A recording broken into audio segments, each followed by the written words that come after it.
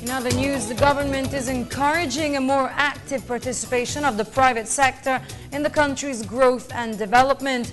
Towards this end, it is pursuing a business climate that is suitable for private sector investments and partnerships with a stable economy and sound public policies. The public-private partnership is one such program where private entities join the government in undertaking priority projects. Jorge Bandola tells us more.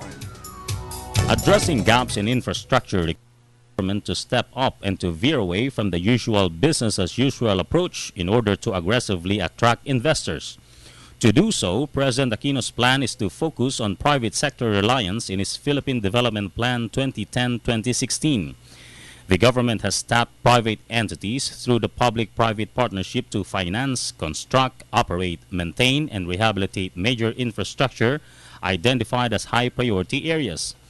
Areas in road networks, classroom, transportation, storage and marketing facilities for grains, tourism, healthcare, and even restoration of cultural heritage. As of June 18, 2013, PPP Center has given the signal to private sector for the establishment of the $46.6 million Daanghari SLEX Link Road, a four-lane tollway that connects the Las Piñas Bacoor area to the SLEX.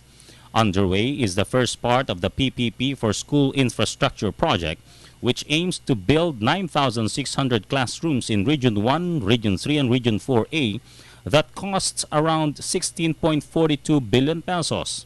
And coming very soon is the 15.52 billion peso NAIA Expressway project, a four-lane elevated accessway that will ease transportation of airport passengers with connecting flights in NAIA Terminal 1, 2, and 3.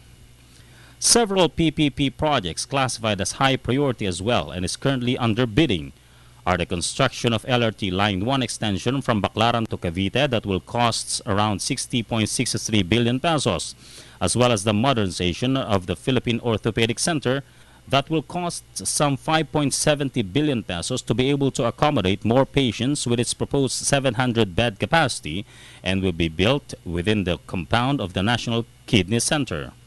PPP Center also maintains a close eye in the bidding process for the rehabilitation of the Angat Hydroelectric Power Plant with an estimate cost of 1.155 billion pesos, and the second part of the PPP for School Infrastructure Program that will provide an additional 10,679 classrooms to be built all over the 14 regions.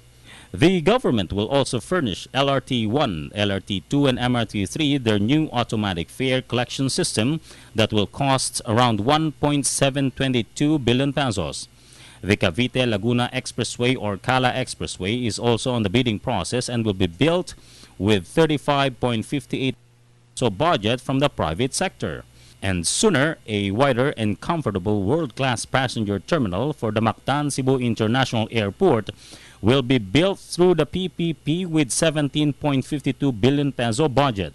Along with the National Economic Development Authority, PPP has also given the go signal for bidding the construction of NLEX-SLEX Connector Road, which will pass through Tondo, Manila, which costs some 26.56 billion pesos, and the restoration of the cultural heritage site, the Talisay City Plaza Complex in Batangas, that will be built within 198.29 million peso budget.